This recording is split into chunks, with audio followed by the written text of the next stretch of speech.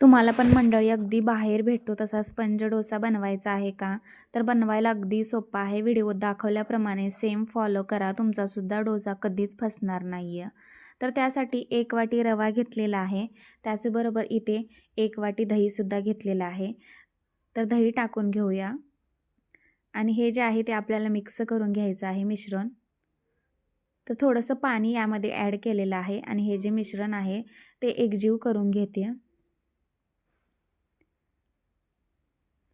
छान असं एकजीवसुद्धा झालेलं आहे. तर झाकण ठेवून अगदी 15 ते 20 मिनिटे हे आपण साईडला ठेवून देऊया.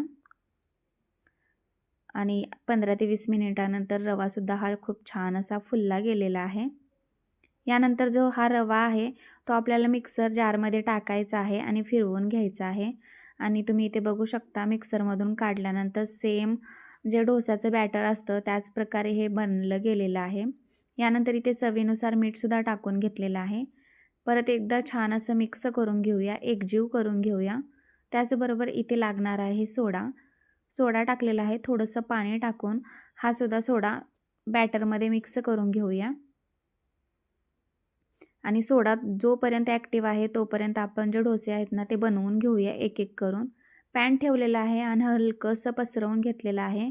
हा आपल्याला स्पंज डोसा बनवायचा आहे. यासाठी खूप काही पसरलेलं नाही आहे.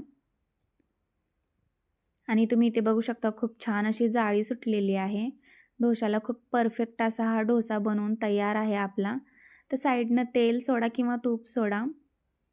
छान असा पलटीसुद्धा झालेला आहे. अगदी मऊ लुसलुशीत हा डोसा आपला तयार झालेला आहे. दोन्ही बाजूने खूप छान असा भाजून घ्यायचा आहे आपल्याला हा डोसा. दोन्ही बाजूने सुद्धा खूप छान भाजला गेलेला आहे. हा डोसा जो आहे तो काढून घेऊया आपण. आणि तुम्ही इथे बघू शकता तुम्हाला जवळून दाखवते खूप छान असा हा जाळीदार डोसा आपला बनवून तयार आहे. यानंतर दुसरा सुद्धा तुम्हाला करून दाखवते. अगदी छान अशी जाळी वर आलेली आहे. तुम्ही इथे बघू शकता. हा सुद्धा डोसा आपण पलटून पाहूया. इझिली पलटला जातो. दोन्ही बाजूने खूप छान असा भाजून घ्यायचा आहे आपल्याला. आणि हा सुद्धा डोसा मी काढून दाखवते. अगदी जाळीदार परफेक्ट असाच बाहेरून जसा विकत खातो आपण स्पंज डोसा घेऊन तसा परफेक्ट बनलेला आहे.